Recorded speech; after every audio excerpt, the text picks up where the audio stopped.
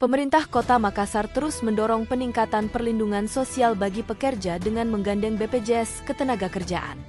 Hal ini dibahas dalam audiensi antara Wali Kota Makassar, Munafri Arifuddin, dan Kepala BPJS Ketenagakerjaan Kantor Wilayah Sulawesi Maluku, Min Jewatu, di Balai Kota Makassar, Senin 17 Maret. Pertemuan ini menjadi momentum awal sinergi antara Pemkot Makassar dan BPJS Ketenagakerjaan di bawah kepemimpinan Munafri. Fokus utama pembahasan adalah peningkatan cakupan jaminan sosial tenaga kerja, terutama bagi kelompok pekerja rentan.